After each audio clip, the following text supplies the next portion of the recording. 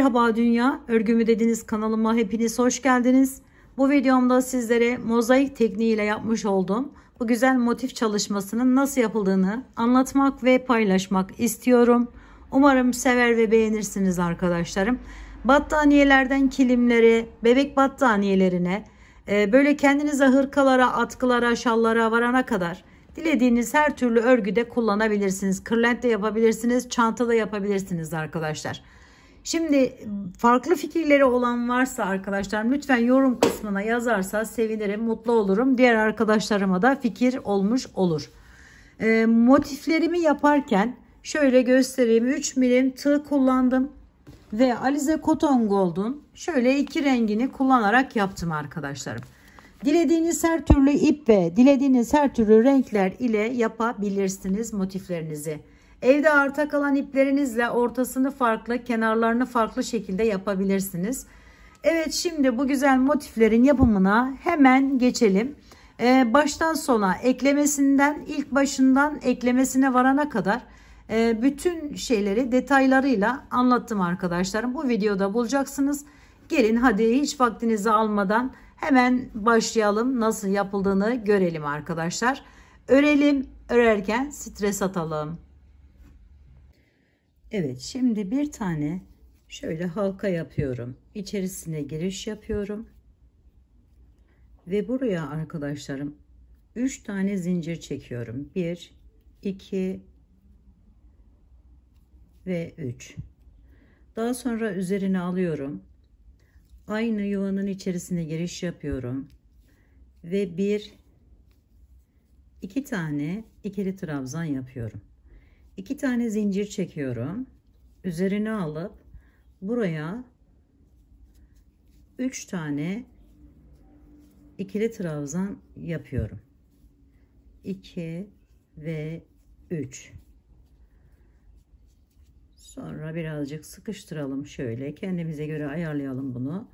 2 zincir çektim. Bu işlemi 4 defa tekrarlıyorum. Yani 1, 2 tane daha yapıyorum.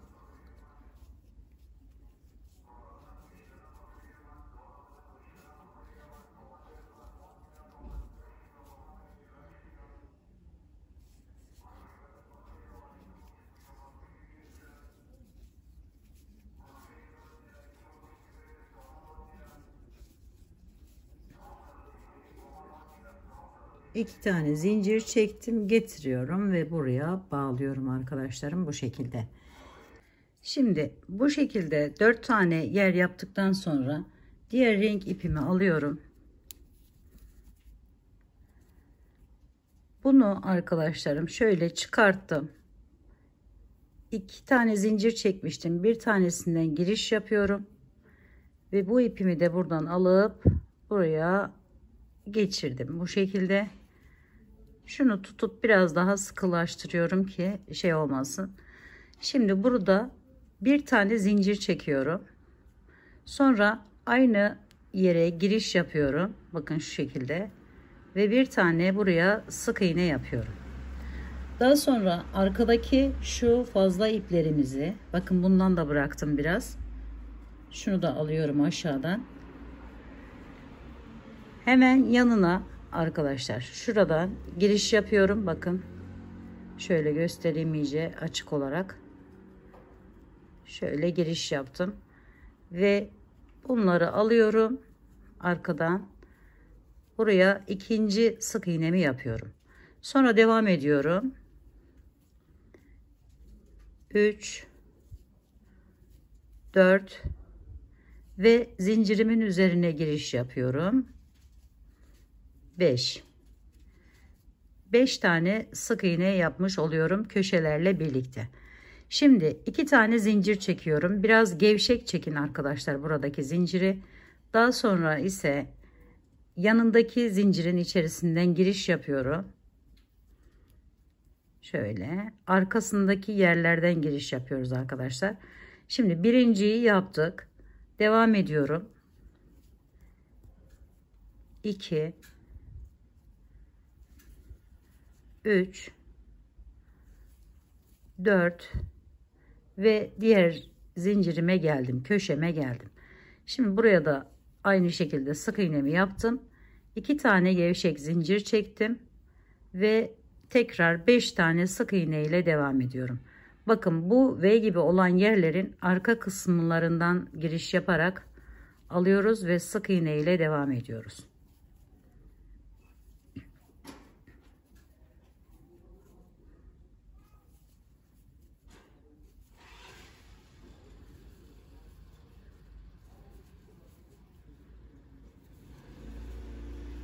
Evet, bakın son zincirimin içine geldim. 5 tane sık iğne yaparak şimdi 1 2 yine gevşek zincir çektim. Şu bir tane zincir çekmiştik arkadaşlar bağlarken, oradan şöyle bir kanadından giriş yapıyorum ve çekiyorum. Daha sonra bunu çıkartıyorum ve buradan giriş yapıyorum zincirimin içerisinden. Diğer ipimi alıyorum ve buna bağlıyorum. Bu köşe bağlamaları bu şekilde yapılıyor. Bir tane zincir çektim. Hemen aynı yerin içerisinde giriş yapıyorum. Bir. Sonra üzerine alıyorum. Bakın şu aşağıda bir tarafına yapmıştık. Diğer tarafını bırakmıştık. Oradan giriş yaptım. Buraya bir tane ikili trabzan yapıyorum. Sonra bir tane sık iğne yapıyorum araya. Sonra üzerine alıp ortadaki, bakın 3 tane ikili trabzan yapmıştık ilk başlarken. Onun ortasından giriş yapıyorum. Ortasındakinden ve ikili trabzan yapıyorum. Bir tane sık iğne yapıyorum yanına. Sonra üzerine aldım. Şuradan bakın. Bu köşeler hep bu şekilde devam edecek arkadaşlar. Buradan giriş yapıyorum ve bir tane ikili trabzan yapıyorum. Zincirime ve artım yerime, köşeme geldim. Birinci zincirimin üzerinden giriş yapıyorum. Bir tane sık iğne yapıyorum. Bir, iki tane zincir çektim. Sonra diğer sık iğnemi yapıyorum. Zincirimin üzerine. Sonra üzerine alıyorum. Bunun bir tarafına bunu yaptık. Buraya da bunu yapıyoruz arkadaşlar. İkili trabzanımıza. Bu şekilde. Sonra bir tane yine sık iğne, bir tane ortadakinin üzerine ikili trabzan yapıyoruz. Bir tane sık iğne yapıyoruz.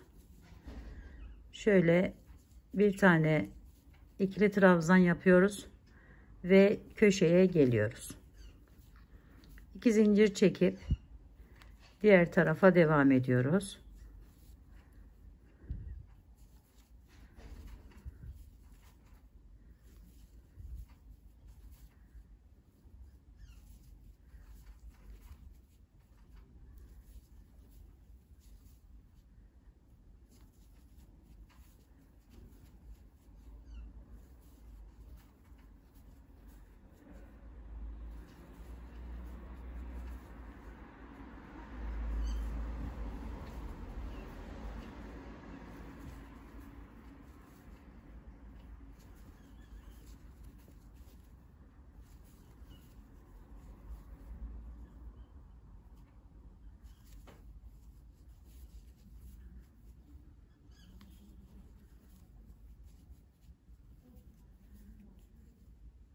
İki zincir çektim.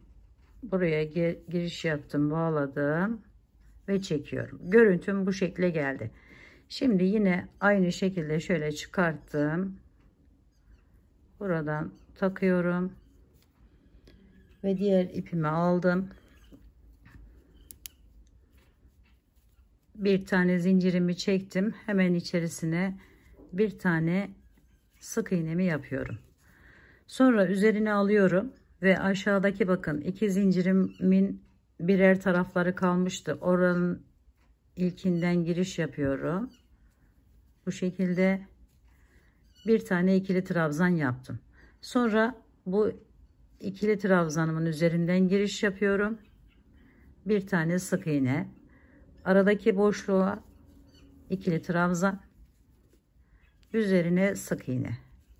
Sonra yine aradaki boşluğa ikili trabzan. Buraya sık iğnemi yaptım. Son olarak ikili trabzanımı yapıyorum. Zincirime geldim. Hemen arkasındaki yerden giriş yaptım. Şu şekilde 1-2 gevşek zincir çektim.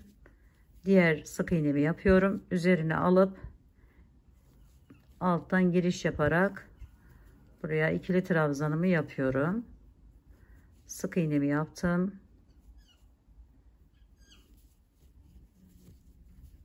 İkili trabzanımı yaptım. Sık iğnemi yaptım. İkili trabzanımı yapıyorum. Sonra tekrar sık iğnemi yapıp köşedeki ikili trabzanımı yapıyorum. Sık iğnemi yapıyorum. 2 zincir çektim ve aynı işlemi bu taraflara da uyguluyorum arkadaşlar.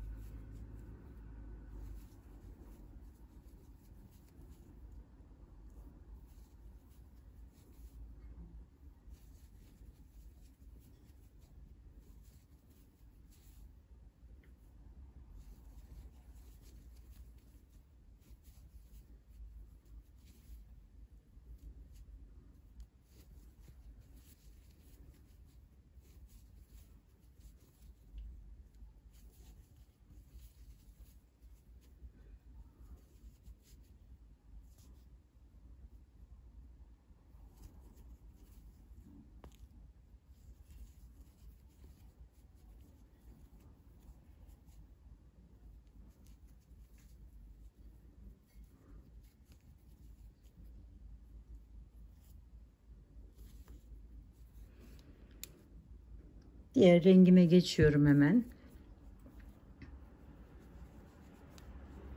Bir tane yine zincirimi çektim ve sık iğnemi hemen yapıyorum.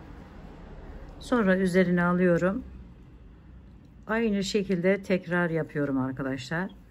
Bir tane buraya ikili trabzan, bir tane sık iğne, tekrar ikili trabzan şeklinde devam ediyoruz burayı da.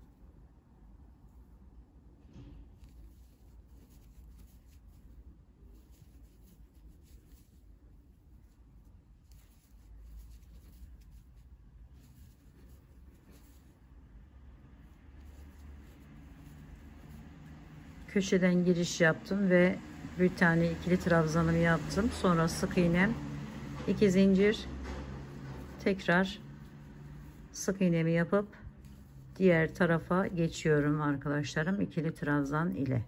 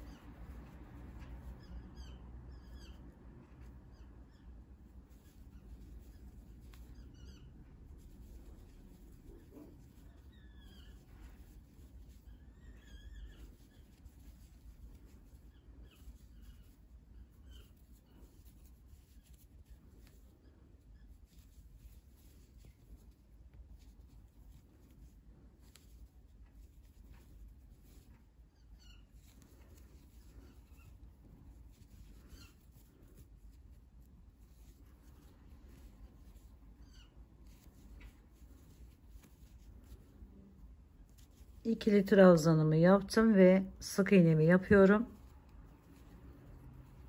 Ve bu sırayı tamamlamış oldum arkadaşlarım. Böylelikle bakın. Şimdi diğer renk ipime geçiyorum yine. Şöyle aldım.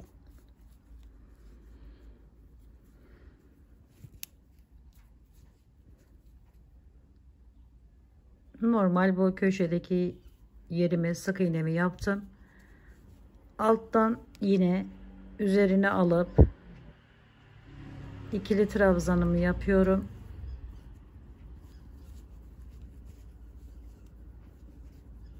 Sonra sık iğnemi ikili trabzanımı yaparak, yani bir ikili trabzan bir sık iğne şeklinde devam ediyoruz bu sırayı.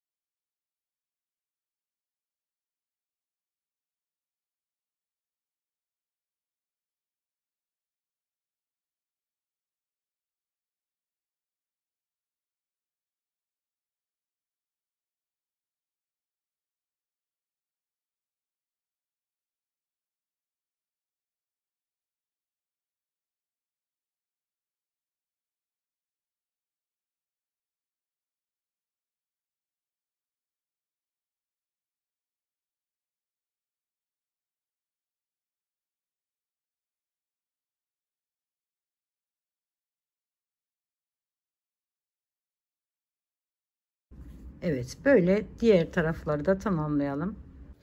Evet arkadaşlarım, diğer rengime geçtim. Bir tane sık iğnemi yaptım.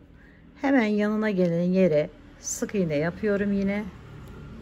Şöyle bir oldu, 2, 3. 3 tane sık iğne yapmış olduk.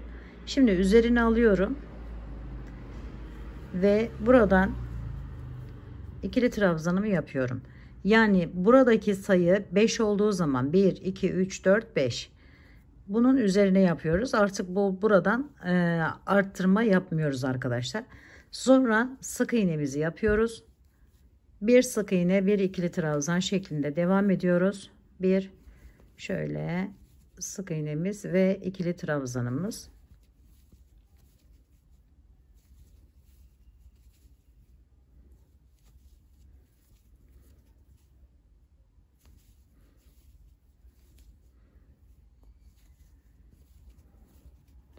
Şimdi yine 3 tane köşe ile birlikte sık iğnemizi yapıyoruz. 1, 2, 3. 2 tane gevşek zincir çekiyoruz ve 3 tane sık iğne ile devam edip 1, 2, 3, sonra ikili trabzanımı yapıyorum. Sık iğnemi yaptım. İkili trabzan şeklinde devam ediyoruz.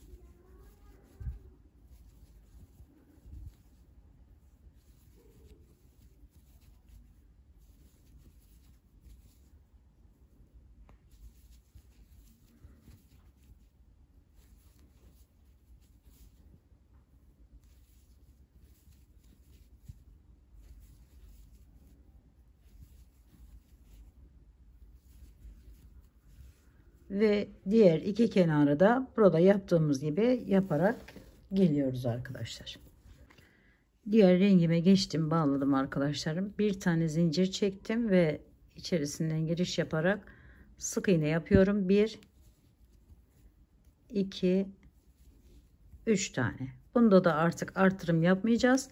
Bu yapmış olduğumuz yerlerin üzerlerini kapatarak devam edeceğiz.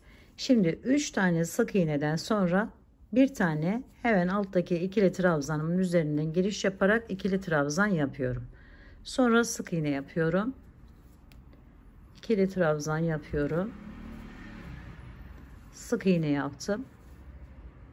İkili trabzan yapıyorum. Sık iğnemi yaptım. Bu aynı devam edecek.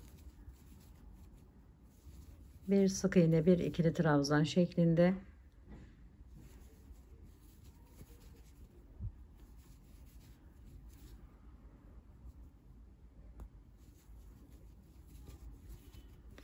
Evet, sonuncuyu yaptıktan sonra yine köşeyle birlikte 1 2 3 tane sık iğne yapıyoruz. Sonra yine 2 gevşek zincir çekip diğer tarafa da aynı şekilde devam ediyoruz. 1 2 ve 3. Üzerine alıp ikili trabzan, sık iğne, ikili trabzan, sık iğne şeklinde devam ediyoruz.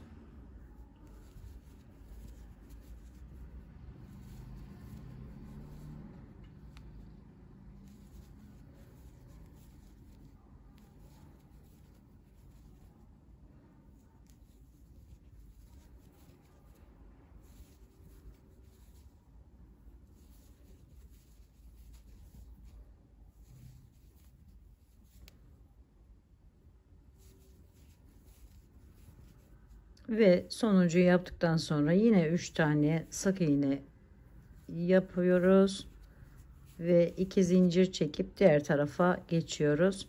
Diğer tarafları da bu iki yaptığımız gibi yaparak geliyoruz arkadaşlar. Evet, bunu da tamamladım. Bakın şöyle bir görüntü elde ettik. Şimdi diğer rengimize geçiyoruz hemen.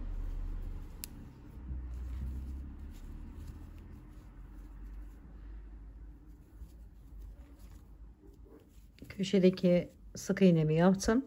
Devam ediyorum arkadaşlar şimdi. Şöyle 1 2 3 4 5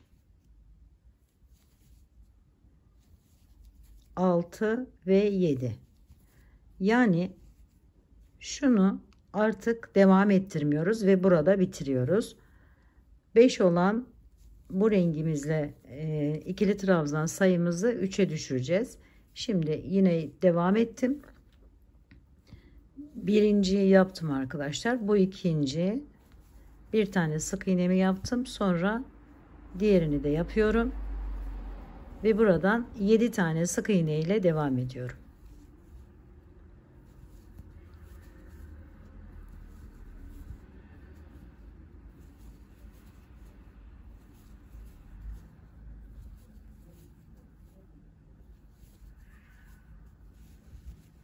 Şimdi 2 zincir çekiyorum. Yine 7 tane sık iğne ile devam ediyorum. 1 2 3 4 5 6 ve 7.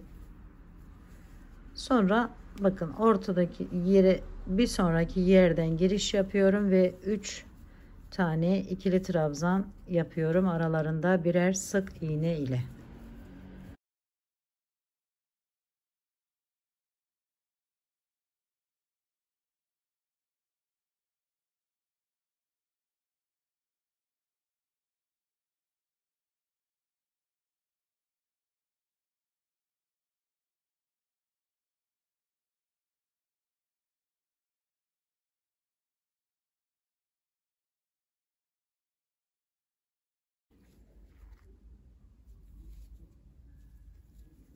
Ve arkadaşlarım bakın yine 7 tane yapıp buraya kadar gelip buradan üçünü yapıp buradaki gibi bu iki kenarı da yapalım ve gelelim.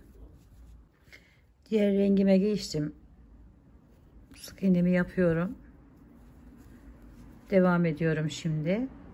1 2 3 4 5 6 ve 7 sık iğne ile, yani buraya gelene kadar arkadaşlar üzerine alıyorum. İkincinin üzerine, yani bakın bu birinci ikili trabzanımızdı. İkincinin üzerine tekrar ikili trabzanımı yapıyorum. Sonra sık iğnemi yaptım. İkili trabzan devam ettim. Bir sık iğne, bir ikili trabzan, yapıyoruz ve beyazların üzerine kapatıyoruz arkadaşlar. Krem arada kullandığımız rengin şu şekilde. Yani 4 tane ikili trabzan yapmış olduk. Şimdi buradan buraya kadar yine sık iğne ile yani 7 tane devam ediyorum.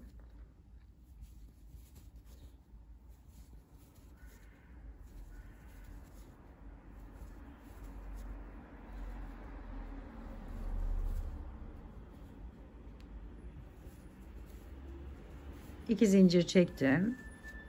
Tekrar 7 tane sık iğne yapıyorum. Şöyle de buraya kadar devam ediyoruz yani arkadaşlar. Saymamıza da gerek yok.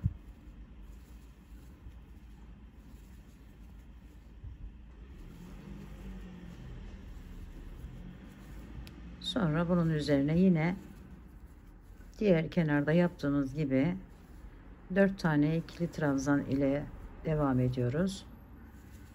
Aralarında birer sık iğne ile.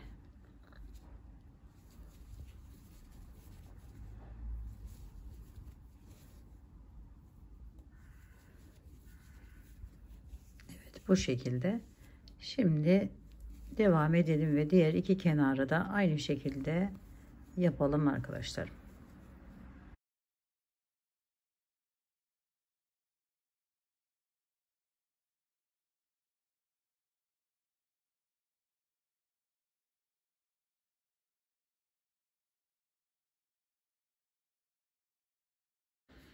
Evet, bakın tamamladım. Şimdi diğer rengime geçtim. Birinci sık iğnemi yaptım ve devam ediyorum sık iğneler ile bu ortadakinin üzerine gelene kadar arkadaşlar.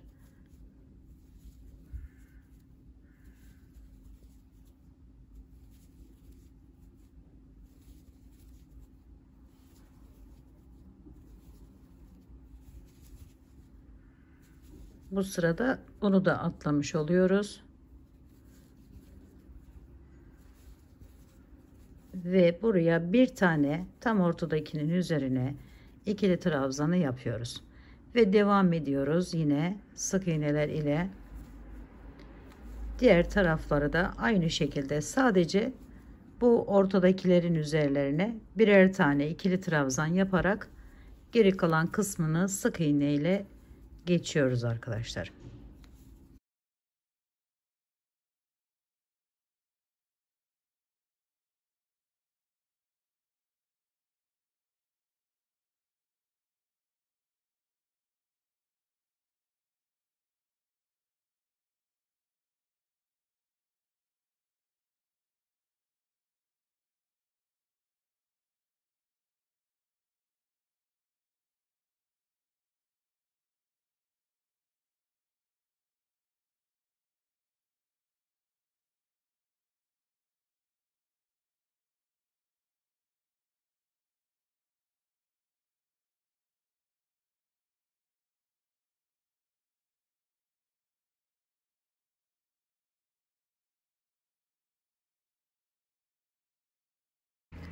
Diğer rengime geçtim ve bir tane sık iğnemi yaptıktan sonra yine sık iğneler ile devam ediyorum arkadaşlar. Şöyle. Şimdi şunun üzerine gelene kadar, şu ikili trabzanımın üzerine gelene kadar sık iğne yapıyorum.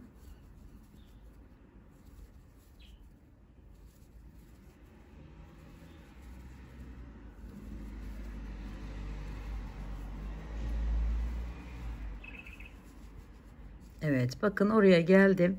Şimdi üzerine alıyorum. Buradan giriş yapıp ikili trabzan ile devam ediyorum. Bu şekilde yaptım. Sonra bir tane daha hemen diğer tarafına da ikili trabzanımı yapıyorum. Şöyle kapatmış oluyorum. Yani bu kısmını tamamlamış oluyorum arkadaşlar. Sonra sık iğneler ile devam ediyoruz. Ve diğer taraflara da aynı şekilde sadece bu ortasında bunları da kapatıyoruz arkadaşlarım bu sırada.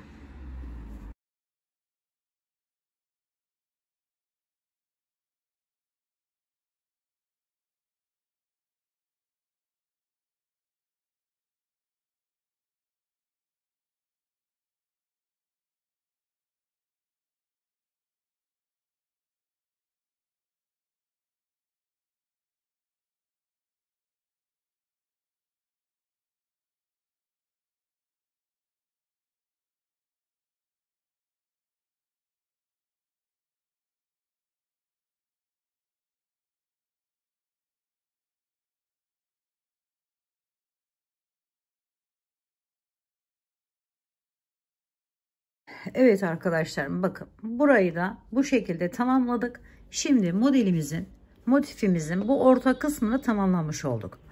Diğer kısımlarına geçeceğiz. Şimdi kenar yapmak için, yani şu kenardaki yerimizi yapmak için bir sıra önce bu rengimiz ile, daha sonra bu rengimiz ile hiçbir ikili trabzan yapmadan ve bir sonra da tekrar bu rengimiz ile 3 sıra, yani hiçbir işlem yapmadan, ikili trabzan yapmadan sık iğneler ile bütün etrafını çeviriyoruz.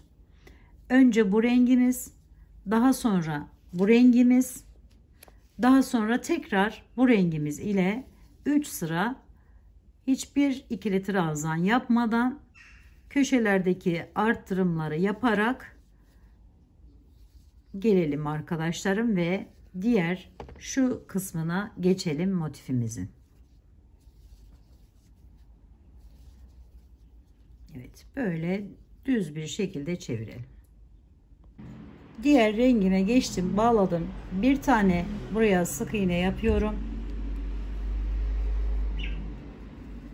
Daha sonra arkadaşlar üzerine alıyorum ve şu köşeden hemen giriş yapıyorum. Bir tane ikili trabzan yaptım. Daha sonra buradan devam ediyorum. 3 tane sık iğne ile 1, 2 ve 3. Sonra üzerine alıyorum. Aşağıya inip bir tane ikili trabzan yapıyorum. Bir tane sık iğne yapıyorum. Bir tane ikili trabzan yapıyorum. Sonra yine 3 tane ilerliyorum. 1 sık iğne ile 2 ve 3. Sonra arkadaşlar üzerine alıp aşağıya iniyorum. Bir tane ikili trabzan yaptım. Bir tane sık iğne yaptım. Sonra bir ikili trabzan daha yapıyorum. Bir kutucuk daha oluşturmuş oluyorum. Bakın bu arada bunun da tam üstüne gelen yer arkadaşlarım şurası. Buraya 5 tane sık iğne ile devam ediyorum. 1 2 3 4 ve 5. Sonra üzerine alıp yine 2 tane diğer taraftaki gibi kutucuk yapıyoruz.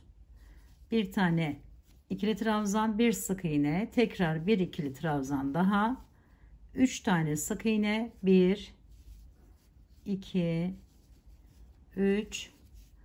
Sonra üzerine alıyorum, aşağıya iniyorum.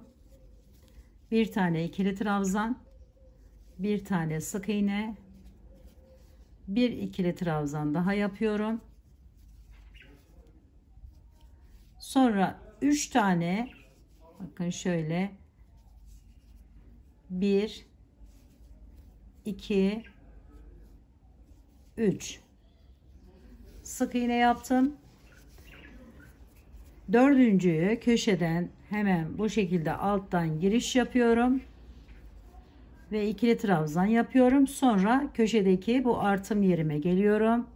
Şöyle bir tane sık iğne, 1 2 zincir, tekrar bir sık iğne daha, üzerine alıp aşağıya indim, bir tane çıkarttım ve devam ediyorum. 3 tane sık iğne ile 1 2 3.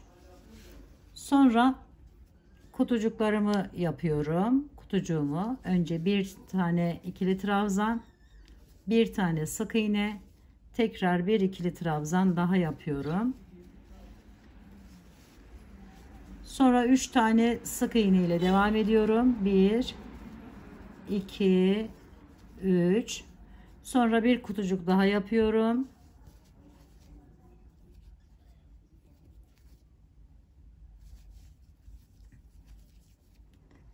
Bir tane sık iğne, bir tane ikili trabzan daha, ikinci kutucuğumuzu da yapmış oluyoruz.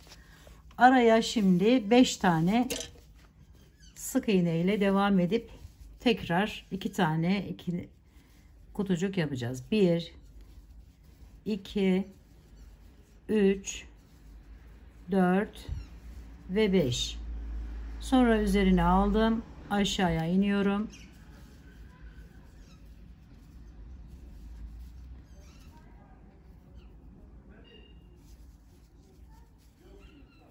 3 zincir, 3 tane sık iğne, 1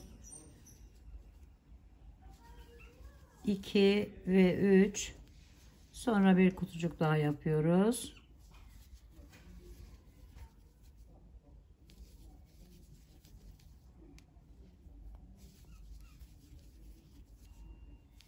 Üç tane sık iğne yapıyoruz. 2 3 üzerine alıp köşeye bir tane ikili trabzan, bir tane sık iğne, 1 2 zincir, tekrar diğer tarafa geçiyoruz ve bu işlemi diğer iki tarafa da uyguluyoruz arkadaşlar. Diğer rengime geçtim, bağladım arkadaşlarım. Bakın görüntümüz bu şekilde geldi. Şimdi diğer rengim ile bir tane önce sık iğnemi yaptım köşeye, sonra yanına 2 ve ikili trabzanımın üzerine 3 tane sık iğne yaptım. Sonra üzerine alıyorum ve bu arada bıraktığımız 3 tanenin hemen ilkinden giriş yapıp bir tane ikili trabzan yapıyorum. Arayı sık iğne ile geçiyorum. 1 2 3 4 ve 5. Sonra diğer 3 tane bıraktığımız hemen oradan giriş yapıyorum ve buraya da bir tane ikili trabzan yapıyorum. Devam ediyorum. Şimdi yine 5 tane sık iğne ile 2 3 4 ve 5. Sonra bakın şu aradaki bu 5 tane bıraktığımız yere giriş yapıyorum. Bir tane ikili trabzan yapıyorum. Araya 3 tane sık iğne yapıyorum. 1 2 ve 3. Sonra üzerine alıp tekrar bir tane daha ikili trabzan yapıyorum. 5 tane yine sık iğne ile ilerliyorum. 2 3 4 ve 5. Altıncı da yine bakın buraya gelmiş olduk. Bunu da bu tarafa doğru bir tane ikili trabzan yapıyorum. Yine 5 tane sık iğne yapıyorum. 3 4 ve 5. Sonra üzerine alıp bir ikili trabzan da buraya yapıyorum. 3 tane sık iğne ile devam ediyorum. 1 2 ve zincirimin üzerinden 3. Sonra yine 2 zincir çekiyorum. Burayı da birlikte yapalım. Şöyle 1 2 3 sık iğne üzerine aldım. Hemen buraya bir tane ikili trabzan. Şimdi 5 tane sık iğne yapıyorum. 1 2 3 4 ve 5. Sonra bir tane daha ikili trabzan yapıyorum. Yine 5 sık iğne yapıyorum. 1 2 3 4 5. Sonra bir tane buraya ikili trabzan. Sonra 3 tane sık iğne ile devam ediyorum. 1 2 ve 3. Sonra bir tane daha ikili trabzan. 5 tane sık iğne.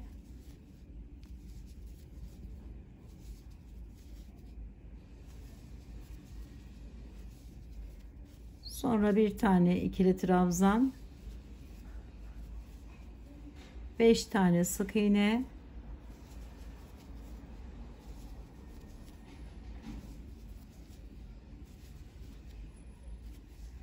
Sonra yine bir tane ikili trabzan. 3 sık iğne ve diğer köşeye geçiyoruz arkadaşlar. Görüntümüz de bu şekle gelmiş oluyor.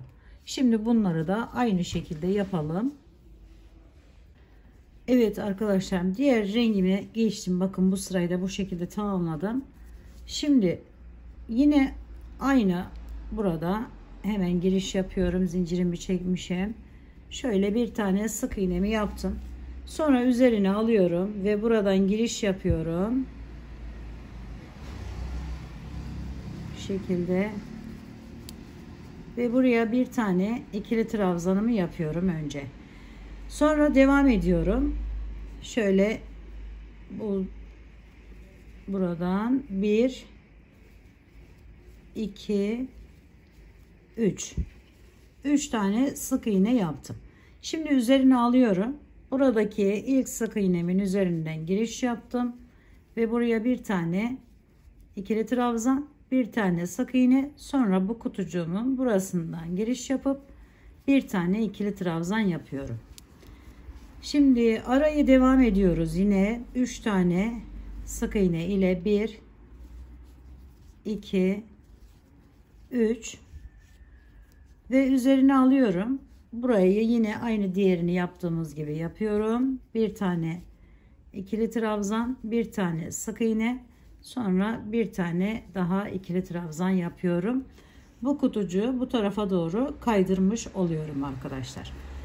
Şimdi yine 3 tane sık iğne, 1 2 ve 3. Ortadaki bu yerime bir tane kutucuk yapıyorum. Şöyle.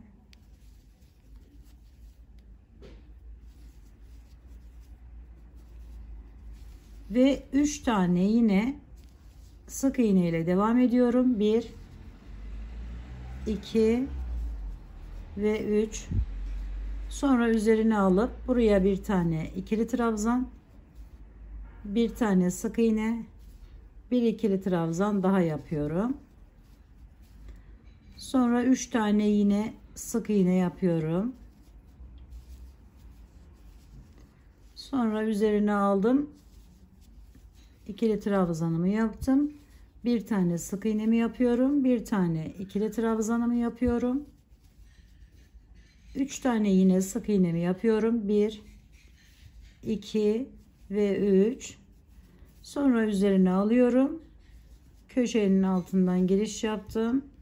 Bir tane ikili trabzan, bir tane sık iğne, 1 2 zincir, tekrar bir tane daha sık iğne ve üzerine alıp diğer tarafı da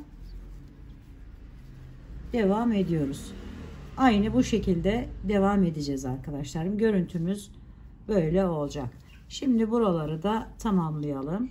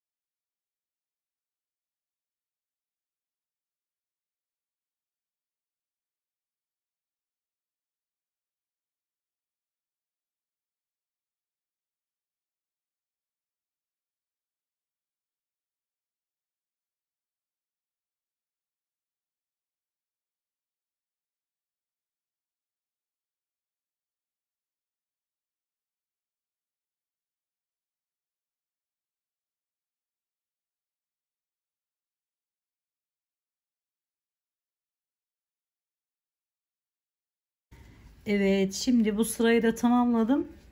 Diğer sıraya geçiyorum. Diğer rengimi bağladım gördüğünüz gibi. Ve şuradan hemen sık iğnemizi yapalım. Yaparak gelelim. 1 2 3 tane. Sonra üzerine alıyorum. Ve bu 3 tanenin ilkinin içerisinden girdim ve bir tane ikili trabzan yaptım. Yine 5 tane buraya 1 2 3 4 5 tane sık iğnemi yaptım. Şimdi üzerine alıyorum. Bir tane buraya ikili trabzanımı yapıyorum. Yine 5 tane sık iğne ile devam ediyorum. 2 3 4 ve 5. Sonra üzerine alıyorum. Buraya giriş yaptım. Bu arayı arkadaşlarım hepsine sık iğne ile geçiyorum. 1 2 3 4 5 6 ve 7. Evet, 7 tane sık iğne ile buraya geldik. Bu arada bu rengimizde son sıramız ve buraya bir tane ikili trabzan yapıyorum. Şu şekilde bir görüntü oldu. Şimdi 5 tane sık iğne ile yine ilerliyorum. 1 2 3 4 ve 5. Sonra üzerine alıyorum ve burayla bir tane buraya ikili trabzan yapıyorum. 5 tane sık iğne ile devam ediyorum.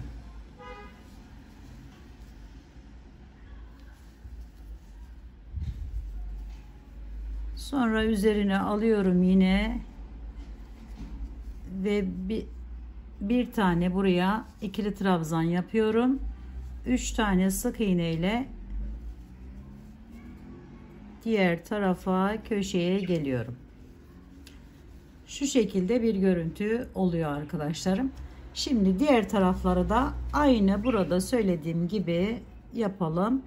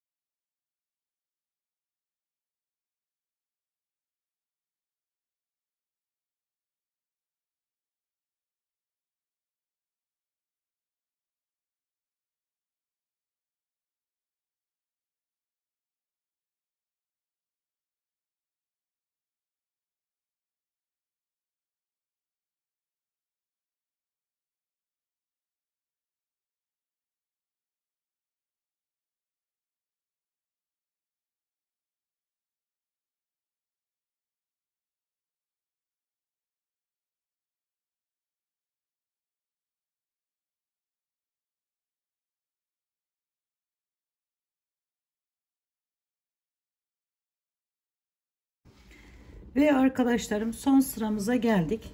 Şöyle göstereyim. Şimdi bu sırada aynı zamanda birleştirme sıramız. Burayı böyle birleştirince bakın şöyle ayrı bir desen oluşacak bu ara kısımda. Şimdi ben şu bir sıra şöyle bir göstereyim en son sıramızın yapımını. Şimdi yine köşemiz aynı. Bir tane buraya sık iğnemi yaptım. Sonra üzerine alıyorum, aşağıya iniyorum ve buradan giriş yaparak yine bu kenara bir tane ikili trabzanımı yapıyorum. Sonra yine devam ediyorum. 1 2 3 tane buraya sık iğnemi yaptım. Buraya yine bir tane kutucuk oluşturuyorum. Sonra bir tane sık iğne, bir tane ikili trabzan yaptım. Araya 3 tane sık iğne ile devam ediyorum. 1 2 ve 3. Sonra buraya bir tane kutucuk. Hemen bir ikili trabzan, bir sık iğne, tekrar bir ikili trabzan daha yapıyorum. 3 tane yine sık iğne ile devam ediyorum. Ve buraya arkadaşlar bu aradaki 7 tane olan boşluğumuza üzerine aldım. Bir tane ikili trabzan, bir tane sık iğne, bir ikili trabzan. Yani buraya 3 tane kutucuk oluşturuyoruz arkadaşlar. Şöyle. Buradan bu sıranın farkı burası. Son sıranın. Bu şekilde. Sonra yine devam ediyoruz. 3 tane sık iğne. Bir tane hemen şöyle giriş yaparak ikili trabzan. Bir tane sık iğne, bir tane ikili trabzan. Tekrar 1, 2 ve şöyle 3 sık iğne. Yine bakın bunun üzerine geldik zaten. Hemen buradan devam ediyoruz. Bir tane kutucuğumuzu buraya oluşturuyoruz. 3 tane sık iğne ile devam ediyorum.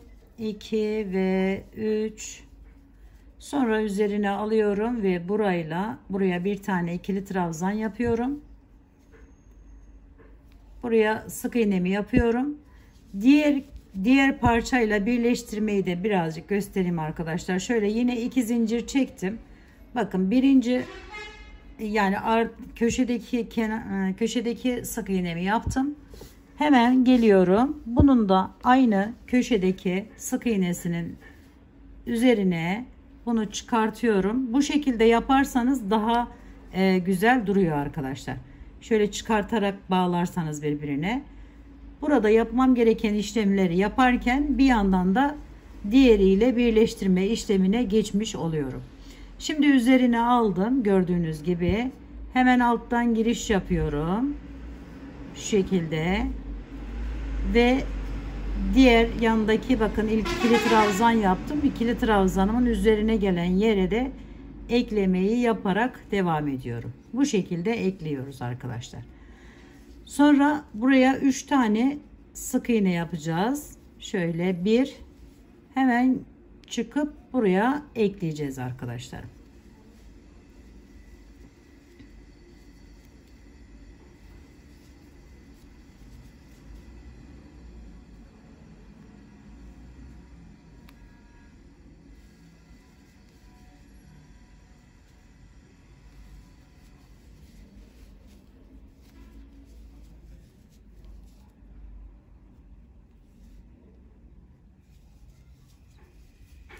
Şimdi ikili trabzan yapıyorum.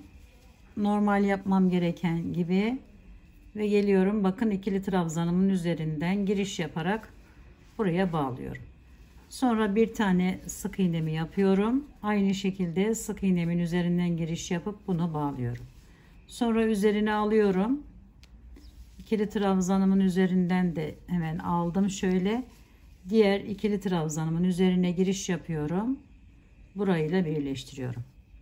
Evet, birleştirme işlemi de bu şekilde devam ediyor arkadaşlar. Şöyle göstereyim.